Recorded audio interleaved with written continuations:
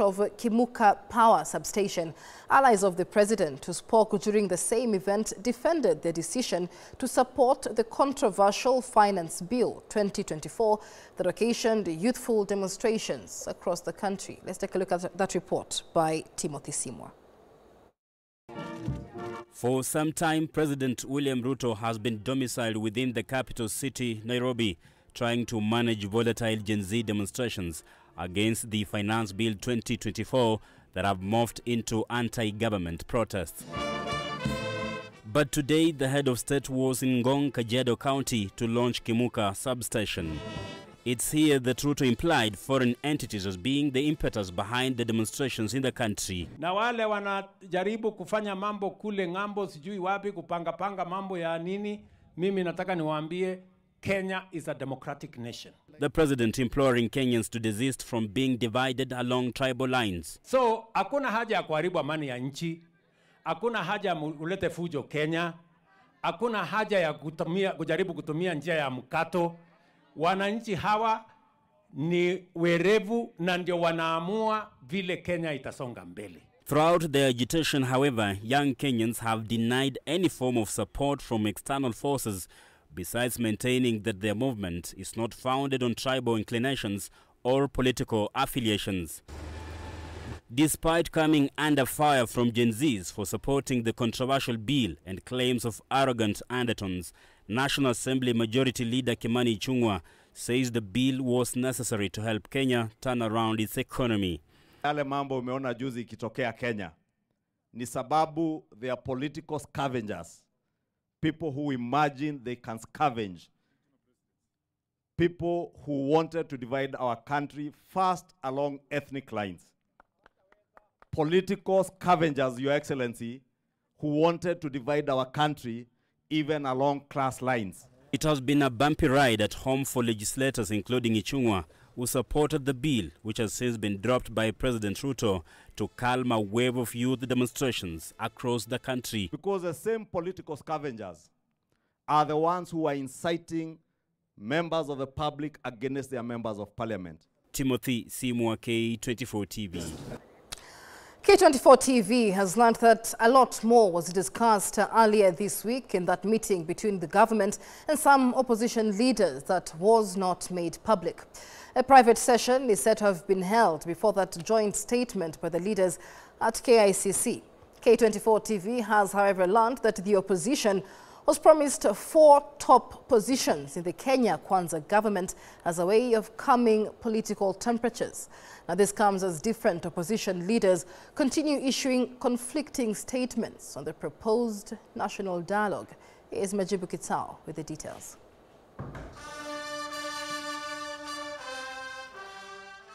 A section of government and opposition leaders yesterday outside KICC. They appeared to be bearers of good news to Kenyans after signing the IEBC amendment bill into law. A lot was discussed in private that the leaders didn't make public. K24 has, however, learned that the opposition was promised 4 top positions in government, something which could have prompted Odinga's decision of calling for dialogue. This has seen some of the opposition leaders differ from the call for dialogue, saying they were not involved and that Odinga's sentiments do not represent the views of the Azimio la Umoja, One Kenya coalition. If there were consultations about having a national dialogue, my view is those who are hurried and there wasn't a full consultation. What the country wants is fidelity to the rule of law, fidelity to our constitution. Si makosa yeye kusema watu wakae chini waongee, but we are saying here as leaders who are younger than him that there is no time for dialoguing. Despite being present in yesterday's meeting at KICC, Wiper Party leader Kalonzo Musyoka says the Wiper Party is in support of Gen Zs, saying they will not engage in any dialogue. According to Kalonzo, the government does not need dialogue to implement critical projects in the country. But these are some of the shameful and unconstitutional acts that this regime has been involved in. So let them carry their own cross, and Kenyans will stand together. Kenyans will stand together. And nobody here is saying we want again to get into the space of the Gen Zs. They are statements that have made Odinga make an about turn, explaining through an official message that he intended to negotiate only to bring peace and not a handshake, as claimed by many of his supporters who felt betrayed. The question that still persists is why the dialogue when Gen Z themselves, who have been driving the demos, have clearly declared not to have a leader, party or tribe. Let us have a conversation that encompasses everybody else, not just the political class, but also our youth and the major people who are facing this problem that we have. Tunataka Kenya moja. Na rais amesikiza. Na rais amesema tuje tuketi chini. Tuje tusemezane. So mimi nakubaliana ya kwamba hata ikiwezekana we can even form a government of national unity, bora tukue na amani kwa Kenya yetu. Hakuna ubaya Raila Odinga akileta watu wake waingie serikali. Hakuna ubaya hawa jinsi pia wakichaguliwa hata wapate waziri waingie serikali. Hivyo napongeza rais kwa kuleta baba, kwa kuleta president, kwa kuleta kina Kalonzo, kwa sababu hii ni swala nyeti kabisa kwa Wakenya wote. I don't think we need a dialogue to have these people accountable. When we went to the streets, we wanted the finance bill out. Finance bill went down. We went back to the street, we demand for accountability. We don't need a dialogue. If Baba is going to the dialogue, let him go alone. Many have taken the issue with calls to engage the youth, saying the current regime is ignorant of the message by Gen Zs who want action to be taken and not just mere talks. Majibu Kitsao for K24 TV. President William Ruto has announced a freeze of hiring of an additional 20,000 teachers as a result of budgetary constraints due to the withdrawal of the 2024 Finance Bill. Meanwhile, the Kenya Union of Post-Primary Education Teachers, KUPET, has expressed concern over the scrapping of the Kenya National Examination Council's budget, warning that parents will either have to foot the cost or there will be no national exams unless the government reinstates the budget. However, in the spirit of austerity measures, KUPET has urged the government to domicile grade 9 in secondary school as the current Form 1 system will be phased out come next year, creating both space and availability of teachers. Here's Harriet Chimea with that report. Nilikuwa na mpango ya kuajiri walimu wengine 20,000. Lakini mwaka huu nitasitisha mpaka mwaka ujao ndio tupange vizuri vile mambo ya uchumi inasonga mbele. There is no hope for the additional 20,000 teachers who would have been employed this year, with President William Ruto announcing a freeze in hiring of teachers, although promising that the 46,000 JSS intern teachers will still be employed as promised through an allocation of 18.3 billion shillings. We are going to make sure that we confirm all teachers under JSS before the end of this year. Meanwhile, crisis looms in the administration of national exams following the 100% budgetary cut on examinations and invigilation fees just 3 months towards the national examinations. Kenya National Examination Council (NEC) had been receiving an allocation of 5 billion shillings yearly as examination waiver, which was still insufficient. According to Kenya Union of Post-Primary Teachers (KUPET), NEC will either fail to administer exams or parents will have to foot the cost. I don't know whether the government want to privatize the administration and marking of exams, or they want to administer it online. We are not sure what they are going to do, because right now the Examination Council has no budget. For Kenya Primary School Education Assessment (KEPSEA), the examination costs for 9 subjects is 5,800 shillings and for 8 subjects is 5,400 shillings. For KCSE qualifying test registration, each candidate incurs a 3,000 shillings fee. In the spirit of austerity measures, KUPET has urged the government to allow grade 9 to domicile in secondary schools, as Form 1 will phase out coming next year, creating space and the availability of teachers. Number one, we shall not need to build the classes at 24 billion. We shall not need to build the laboratories at 25 billion. We shall not need to employ a new set of teachers now that we are grappling with JSS teachers at another 56 billion. Remember, next year, there's no Form 1. It means in a school that had 4 streams, we have 4 classes lying idle next year. According to them, this will avert the spending of 12 billion shillings that will be spent to build over 15,000 grade 9 classes. They also called out Teachers Service Commission for failing to pay monies owed to hospitals through Minet Medical Scheme, yet the government allocates 15 billion shillings towards the scheme, a matter which has led to lack of medical services for teachers in all private and mission hospitals. Many teachers have been forced to pay for services from their own pockets, while others are being detained at hospitals which have withdrawn their services for inpatient care. Harriet Chimea, K24. Kenyans will continue to endure poor state of roads after the government intimated strained resources for road development and maintenance. According to Roads Cabinet Secretary Kipchumba Murkomen, this has been brought about largely by over 100 billion shillings of pending contractor bills, further crippled by the withdrawal of the finance bill and now the backtracked proposal of increasing the road maintenance levy. Motorists will continue to endure the pain of a bad state of roads across the country. This follows the Ministry of Transport's revelation of a constrained budget of 25 billion shillings out of the 51 billion shillings that it says is barely enough to cater for most of the roads in the country.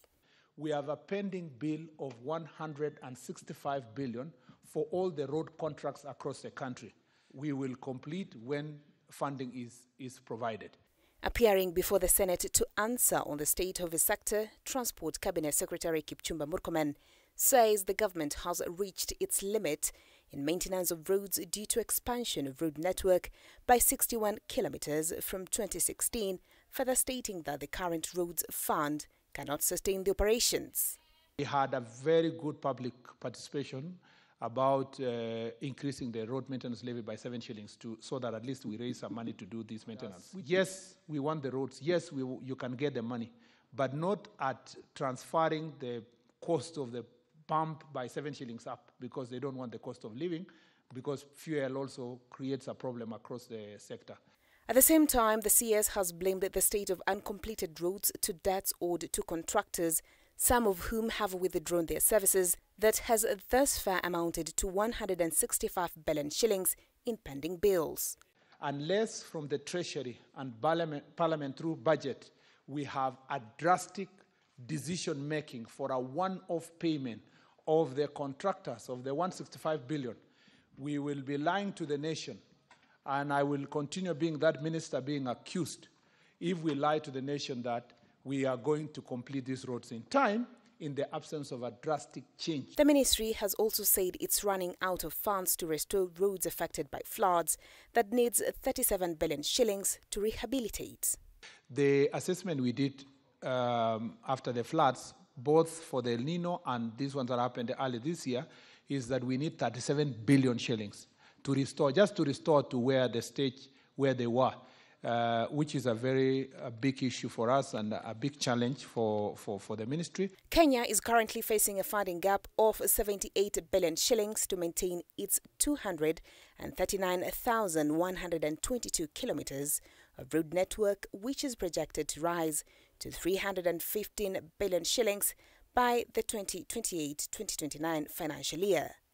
Bentura Kumbuka, K24, Nairobi.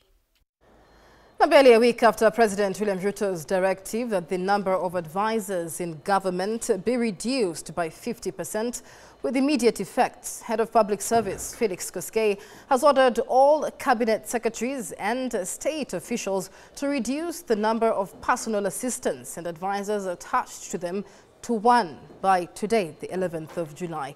Koskei says the move will be in line with ensuring proper use of public funds in a bid to restore public confidence and increase accountability in government. Reducing the number of advisors in the government by 50% was among the radical measures announced by President William Ruto to enforce tough austerity measures in his administration. In a letter dated July 8th, the head of public service, Felix Koskei, explained that the presidency has revised the number of advisors assigned to each CS to be trimmed from 2 to just 1. In what he termed as an effort to restore the public's trust in Ruto's government, the head of public service further directed the CSs to assess their staffers and hand in the name of the advisor they wish to retain. He further asked them to submit the names to the Public Service Commission by Thursday, 11th July 2024. Further, Koskei directed that no state officer or public servant will be allowed to participate in Harambees. He also directed all Kenyan service commissions to work with the Kenya Anti-Graft Body EACC to develop an institutional framework for monitoring compliance with government Harambee policies. Elsewhere, the Oku Uchumi Coalition has urged the president to listen to the Kenyan people and act within the constitution by enacting a new budget. The coalition has criticized the presidential assent of the appropriation bill, terming it as a betrayal and insult to the public. The call by the Gen Z and the Kenyan at large is that the government's appetite for spending far outmatches the country's capacity to realize such revenues.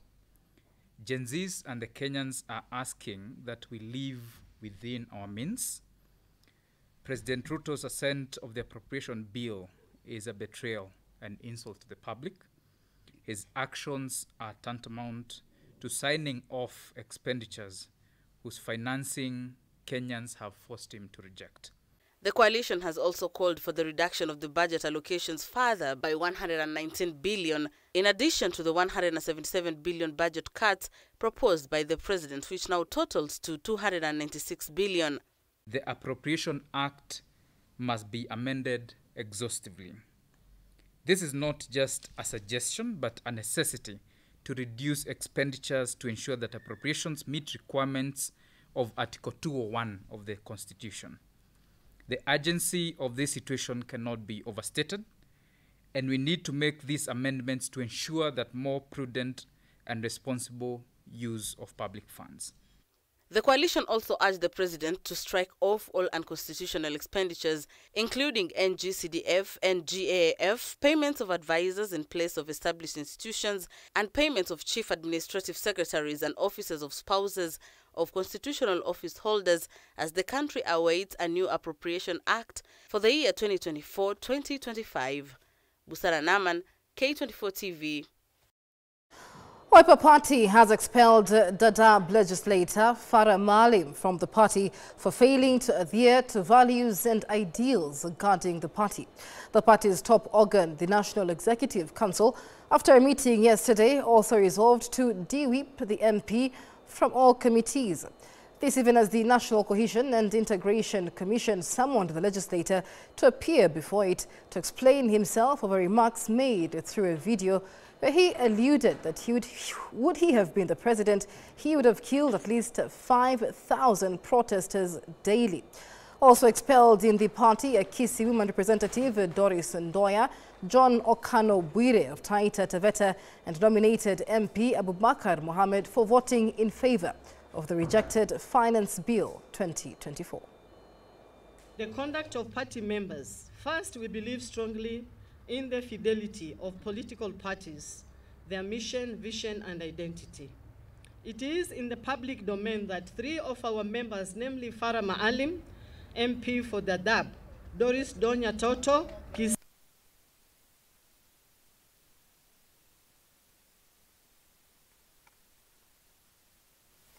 have repeatedly gone against the party's position. Their latest transgression was voting yes and abstain in the case of Donya for the now withdrawing Financial Bill 2024. Withdrawn. The four received invitations to attend today's NEC meeting. They all failed to attend and have offered their apologies. Their cases have been referred to the party disciplinary committee. Regarding the conduct and the statement attributed to Deputy Party Leader Farah Maalim, let it be known clearly that the Wiper Democratic Movement Party distances and disassociates itself from these remarks by our party deputy leader. They go against our guides guiding principles and values as a party.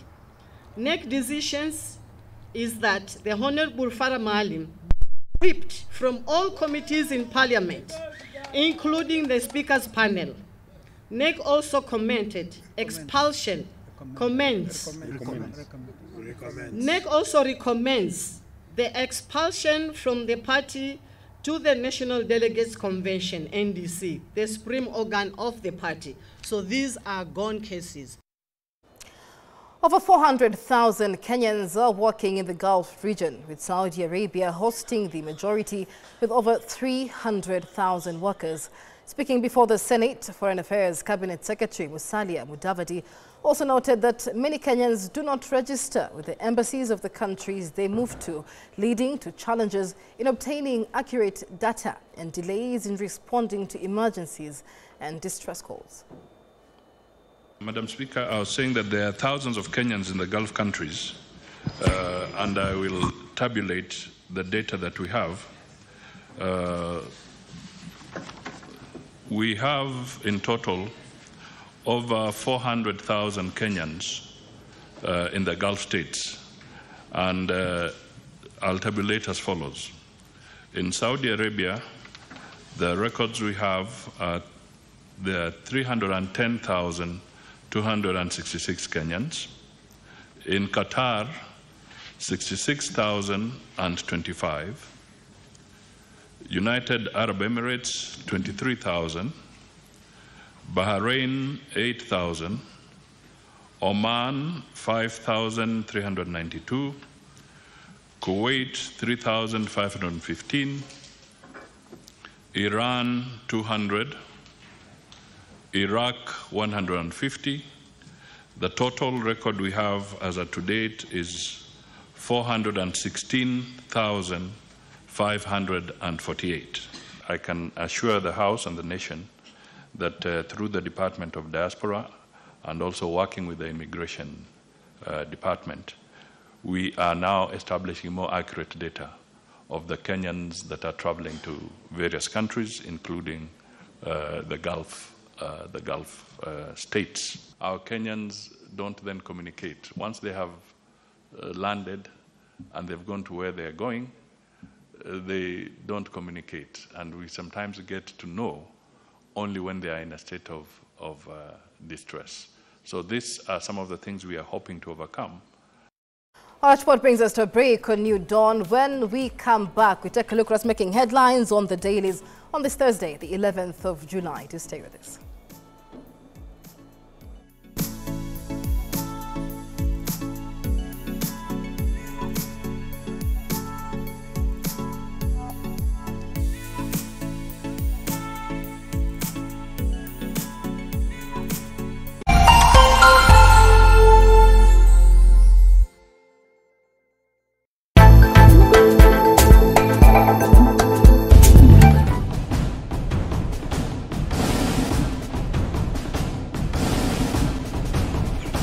Joe Jefferson, a boy from the ordinary world, Earth, has been summoned to Muddle Earth, a medieval fantasy world.